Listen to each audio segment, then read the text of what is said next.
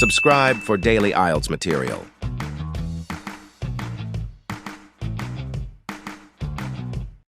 You will hear a number of different recordings, and you will have to answer questions on what you hear. There will be time for you to read the instructions and questions, and you will have a chance to check your work. All the recordings will be played once only. The test is in 4 sections. At the end of the test, you will be given 10 minutes to transfer your answers to an answer sheet. Now turn to Section 1. Section 1. You will hear a telephone conversation between a travel agent and a school principal who is organising a school tour for a group of third-year students. First, you have some time to look at questions 1 to 3. Pause the recording for 30 seconds. You will see that there is an example that has been done for you. On this occasion only, the conversation relating to this will be played first.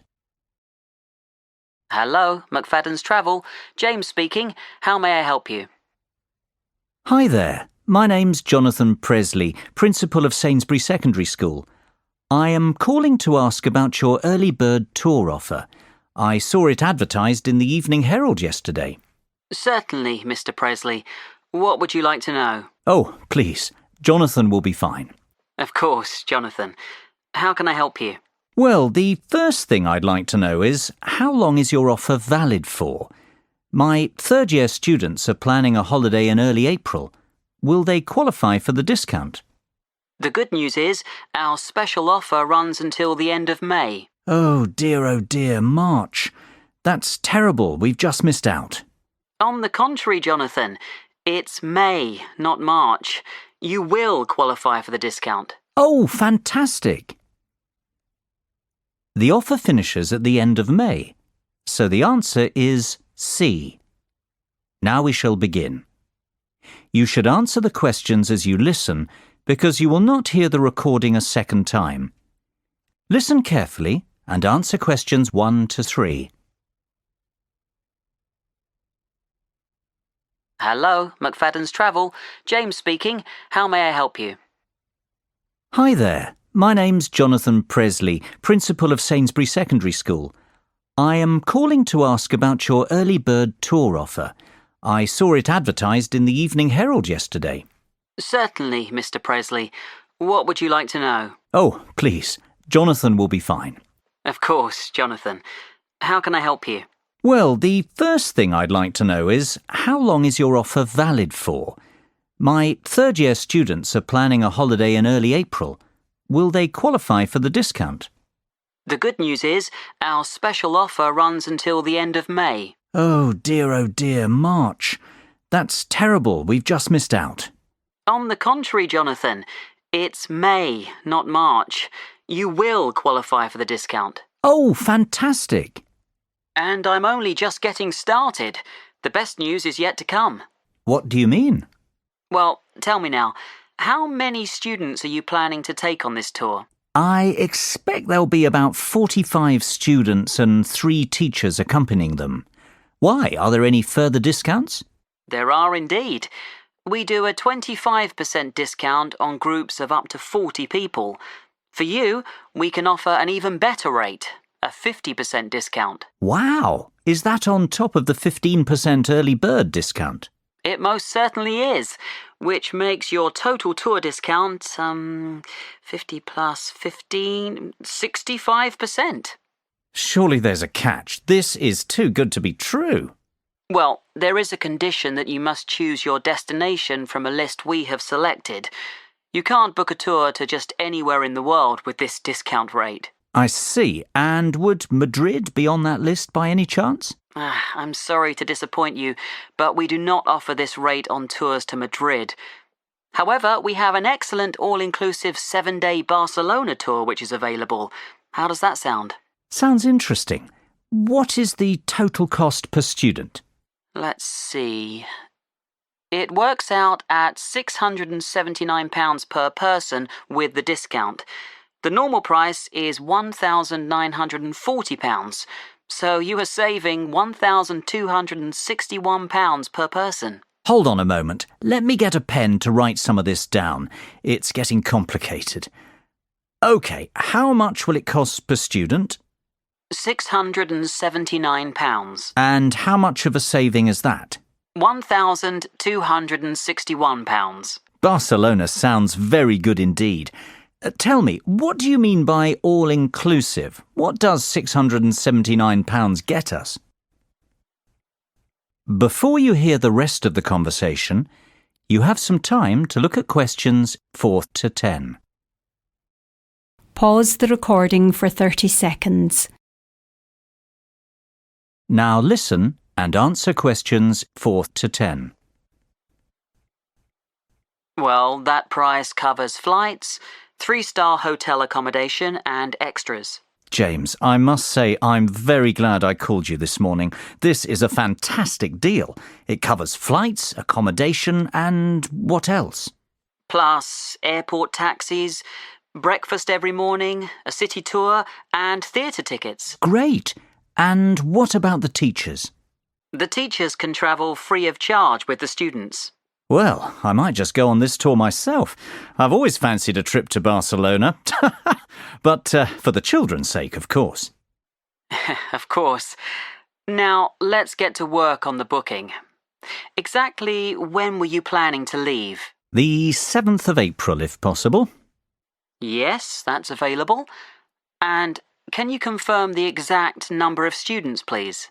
It's either 44 or 45. Let me see. Yes, 45. Exactly 45 students. No, sorry. In fact, that's 46. I forgot about Jenny McCarthy. She sent her application in late, so it's not in the same pile as the rest. So that's the 7th of April and 46 students, correct? Yes, perfect. And 3 teachers.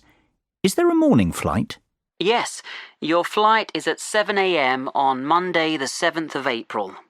Arrive at the airport 2 hours before departure. The flight will take about 2.5 hours and you'll land at 10:30 a.m. local time.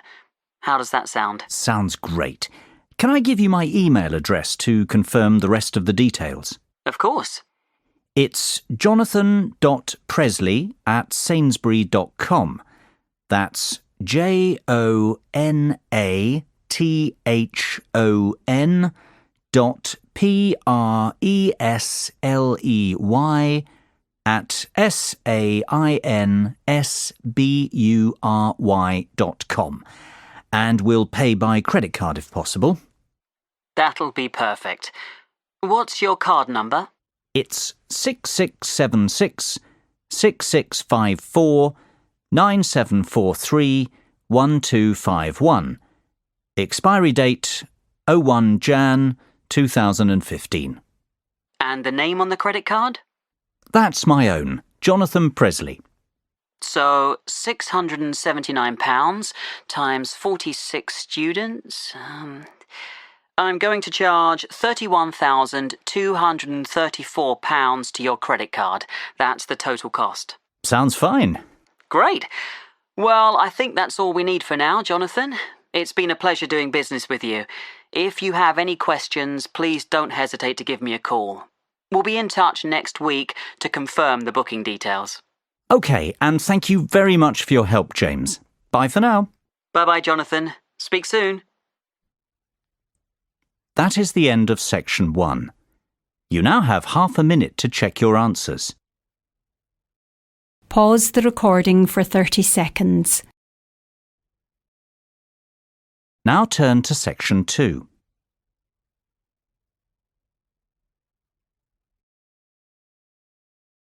Section 2. You will hear an extract from a talk about the history of motor racing. First, you will have time to look at questions 11 and 12. Pause the recording for 30 seconds. Now listen carefully and answer questions 11 and 12. Good morning and welcome to the programme. This week we're continuing our series of features on motor racing and I am delighted to welcome to the show David McWilliams, widely recognised as the most knowledgeable motor racing historian in England. We've invited David in to talk to us about what is probably the most famous and prestigious motor racing championship in existence today. That is, of course, Formula One. David, Formula One is now a massive racing franchise, but how did it all begin? Well, Formula One has its roots in the European Grand Prix Motor Racing Championship, which began in the 1920s. After World War II, the Grand Prix was transformed into a new championship format, the one we are familiar with today, Formula One. The formula stands for the rules which all the drivers and manufacturers must respect. The one signifies that this racing championship is regarded as the best in the world. The first World Championship race was held in 1950 at Silverstone in England. It was won by Italian Giuseppe Farina in his Alfa Romeo. Farina narrowly beat his teammate Juan Manuel Fangio of Argentina to the title, yet it was Fangio who would go on to dominate the sport for the rest of the decade, winning 5 world championships. As the years went by, the sport became a global phenomenon and grew from strength to strength, becoming the biggest commercial sport on the planet. Before you hear the rest of the conversation, you have some time to look at questions 13 to 20. Pause the recording for 30 seconds. Now listen and answer questions 13 to 20. There's no doubt that Formula One is big business today, David, but what about the real heroes, the great drivers of Formula One, past and present? Who stands out as the best, in your opinion? That's an almost impossible question to answer, but I could narrow it down to 3 or 4 amazing drivers. Take your pick from any one of them. I'll start with the Grand Master of Formula One, the great Fangio, who I've already mentioned. He dominated the sport throughout the 1950s, winning 5 titles in all, his first in 1951, his last in 57, a record that stood for 46 years. Indeed, he was the first multiple championship winner. Fangio was a fiery and spirited Argentinian who never gave up. His greatest moment came in winning the 1957 championship, when he came back from a disastrous pit stop to recover a 30-second deficit and take the championship on the last lap of the last race of the season. That was, of course, to be the last time he'd win the title. Another undoubted great is Brazilian Ayrton Senna. Senna won the world title 3 times, the first being in 1988, the last in 1991. Tragically, he died in a race crash the year after, to the dismay of millions of fans watching the race unfold live on TV. Senna was best known for his skills driving in the wet, and he won the Monaco Grand Prix, on what is regarded as the most difficult racecourse in Formula One, more times than any other driver. Perhaps because of this, he is regarded as the most naturally gifted driver to have ever sat behind the wheel. Another very talented driver was Frenchman Alain Prost. Prost won the driver's title 4 times during his career. His first title victory came in 1985 and his last arrived in 1993. Of course, Prost will always be remembered as the driver with the 3rd highest number of championship victories, and perhaps even more for the fact that he was a great rival of Ayrton Senna. Those two had many great battles. Last, but not by any means least, Michael Schumacher is the most recent of these driving greats who deserves a mention. His first title was won in 1994, and he continued to dominate Formula One until he won his last title in 2004. Schumacher holds many driving records, including most drivers' championships, race victories, fastest laps, pole positions, points scored, and most races won in a single season. He is also regarded as the greatest driver on paper, having won 7 world titles. It sounds like Schumacher is in a league of his own. Is he not clearly the best then, David, based on his record? It's not that simple, unfortunately. These drivers all raced in different eras with different cars and under different circumstances. I don't believe we can say one was the out-and-out best, but rather that each was the best of his time. That's praise enough. That is the end of section 2. You now have half a minute to check your answers. Pause the recording for 30 seconds. Now turn to section 3.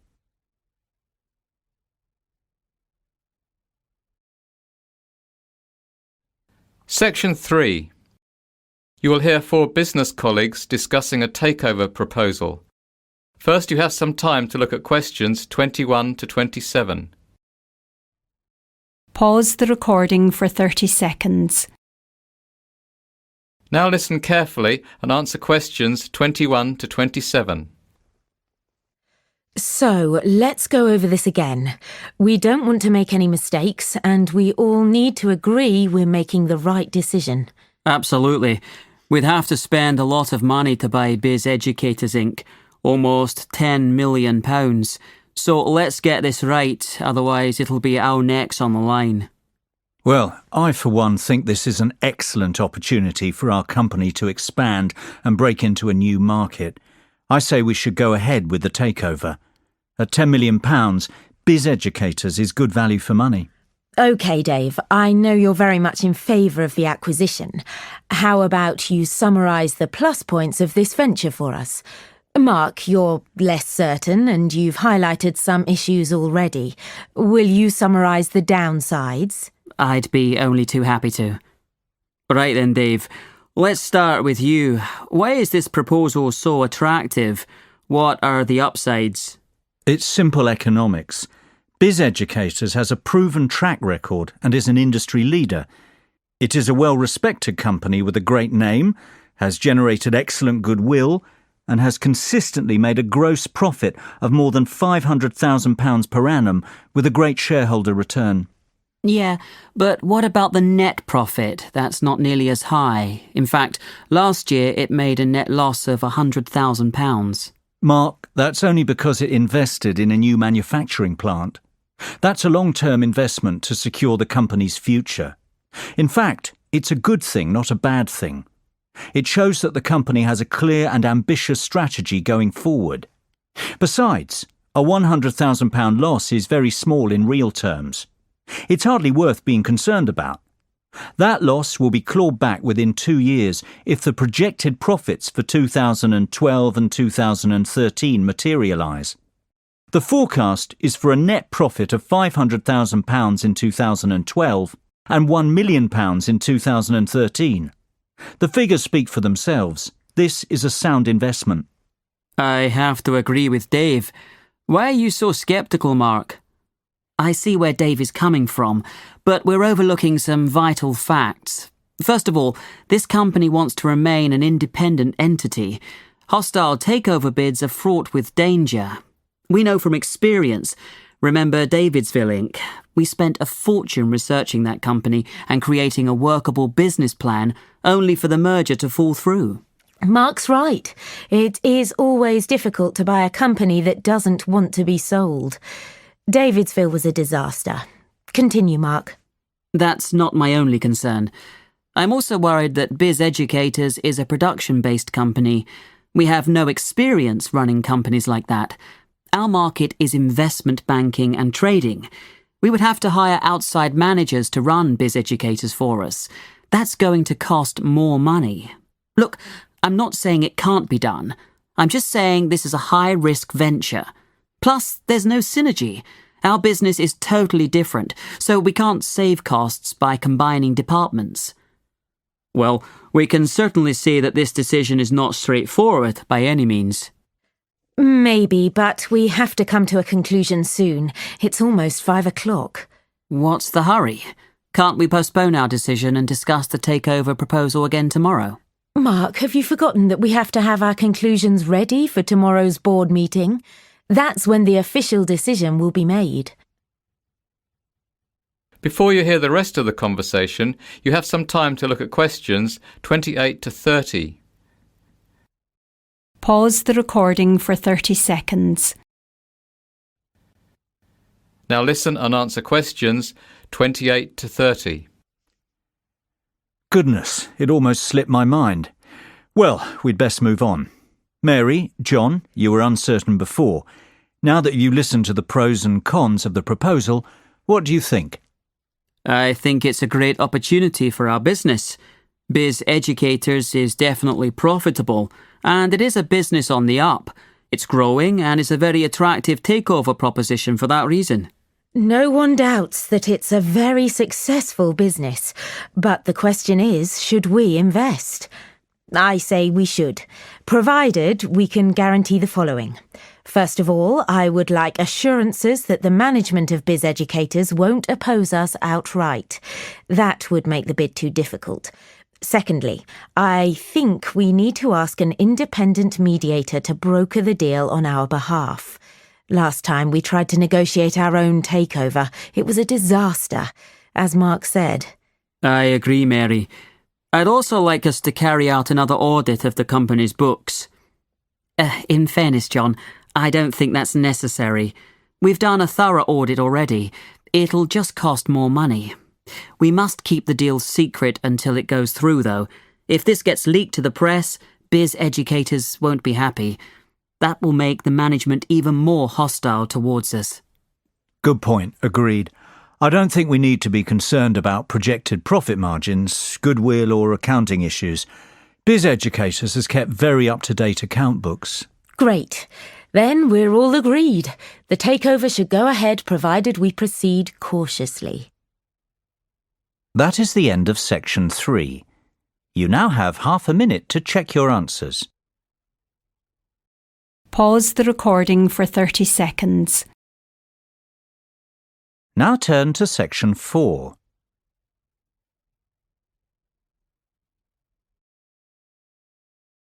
Section 4. You will hear part of a lecture about conserving energy. First, you have some time to look at questions 31 to 40.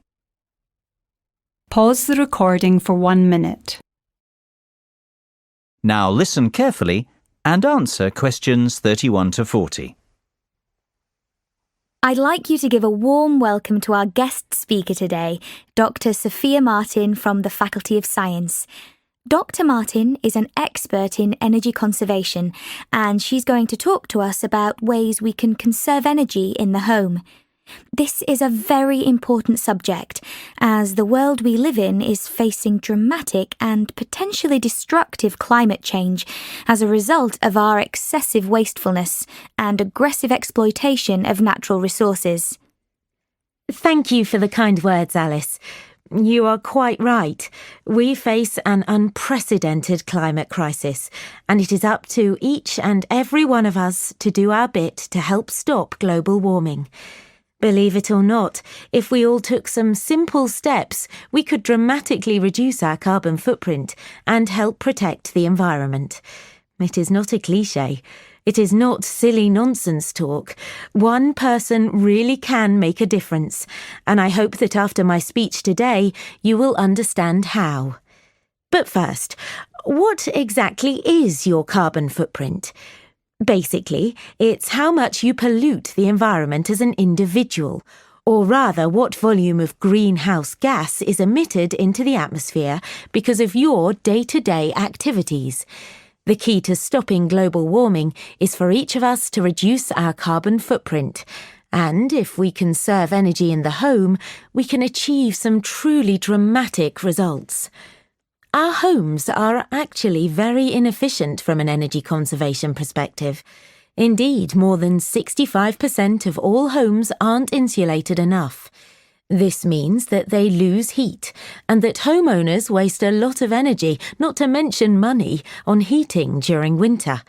So, the first step is to fit adequate insulation in the attic and outer walls of your home.